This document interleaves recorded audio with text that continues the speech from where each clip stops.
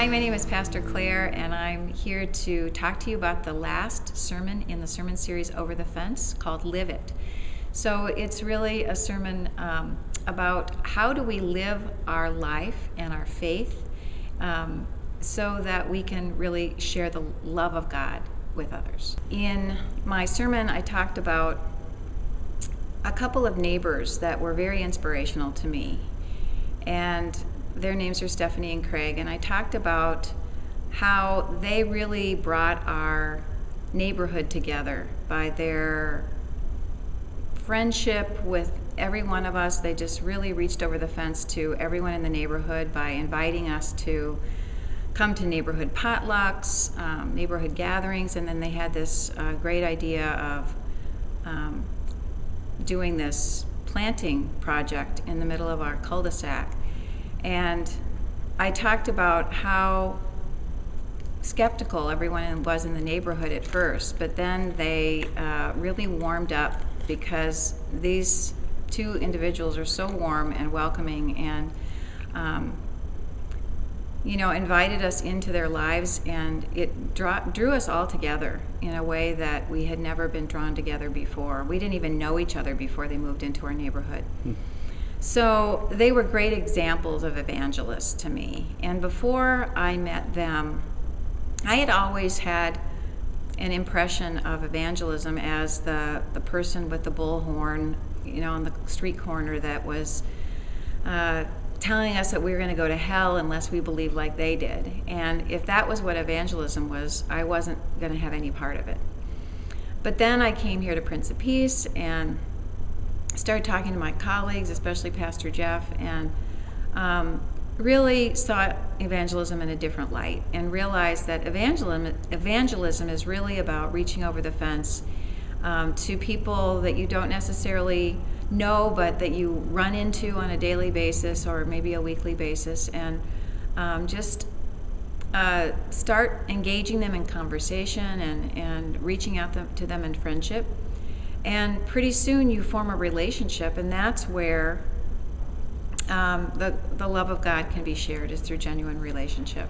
So some of my suggestions would be, first of all, to start seeing people as people rather than as scenery. And we all know what that's like when you're in a mall. You are going down the hallway and you're seeing a blur of people around you rather than people with names and faces and stories.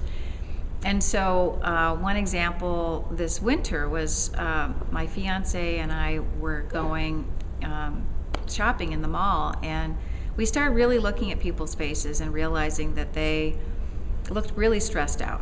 And so we decided to do something that hopefully would give them a lift, and we just went to the mall entrance and we started opening doors for people and saying Merry Christmas and wish them a happy day. And we didn't know how they would react, but they actually really reacted positively. People were smiling and wishing us Merry Christmas back and just thanking us for greeting them. So that was really fun, and that was just kind of practice for reaching out in a new way, and seeing people as really individuals rather than a scenery. So the next thing that I did that actually Pastor Jeff encouraged me to do is I told him about my hairdresser, Alyssa, who is a wonderful person, and we've gotten to know each other over the last 3 years. And she and I have formed a relationship, but he encouraged me to take it a step further and ask her out for coffee and get to know her on a little bit deeper level. So I did that, and I was a little nervous at first, thinking that maybe she wouldn't want to go out to coffee with me, and she was delighted. She just thought that was a great idea. So we had coffee, and it brought our relationship to a much deeper level. The other thing I would suggest is to invite people to church or to an event that is happening here at church. Like Feed My Starving Children, or an event like the Christmas musical or something like that. And it just, helps people know that you are thinking about them and care about them and want to invite them into your faith life. And it's not a hard sell. It's really, just a way of reaching out in friendship. So take a look at the people that are in your life every day, and even the people that you see as someone that gives you something, like a waitress or a delivery person or something, and just strike up a conversation with them. It's pretty easy to do. Our lesson for this past week was from John 15, and Jesus in that scripture talks about the fact that he is the vine and we are the branches, and without being connected to him, to the vine, we can do nothing. So he talks about abiding in him, and he talks about that 8 different times. Abide in me, he says, and bear fruit. And what abide means is to stay connected. And so what we need to do as followers of Christ is to stay connected to Christ. And the way that we do that, of course, is through prayer and our devotional life.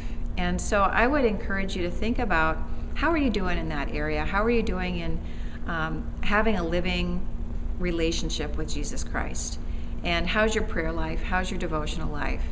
I know that if I don't do my prayer and devotions in the morning, first thing in the morning, I don't get around to it. And so I try to make it a point to do that first thing in the morning. The other thing that Christ asks us to do is to bear fruit. And so when people ask me, what does it mean to bear fruit today? It really means that we are showing God's love in tangible ways. So whatever that means to you, inviting someone to church, showing kindness to someone that you don't normally relate to, just showing God's love in very tangible ways.